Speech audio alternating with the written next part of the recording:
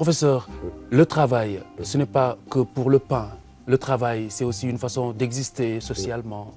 Quand on n'a pas de travail, on est au chômage. Quand on est au chômage, on ne compte pas. Absolument. C'est la perception que les gens ont du travail. Mais j'ai envie de dire encore une fois que le travail, c'est peut-être la plus belle des polices que les hommes aient inventées.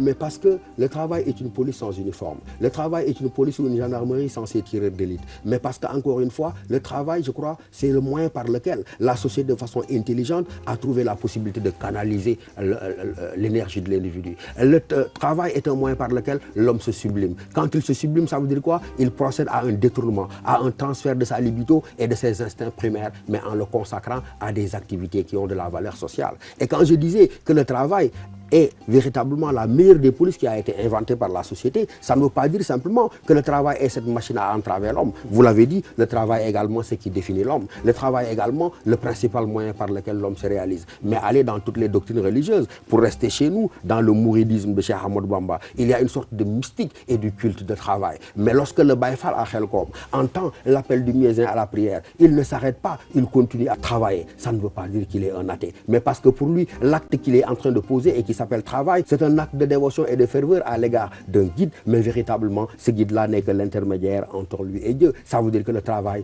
dans la religion islamique, comme dans la religion chrétienne, il est vécu comme une prière. Il est un moyen par lequel l'homme peut accéder à la grâce divine. Il est un moyen par lequel l'homme peut absoudre ses péchés, se réaliser ici-bas et se projeter dans la béatitude, dans une vie future. C'est pourquoi, encore une fois, vous avez fort bien de dire qu'en fait, le travail, il permet à l'homme de se réaliser. Le travail, il permet à l'homme de se définir. Je peux dire que l'homme est un fils du travail. Pour parler latin, si labor sum, je travaille, je suis, je ne travaille pas, donc je ne suis pas.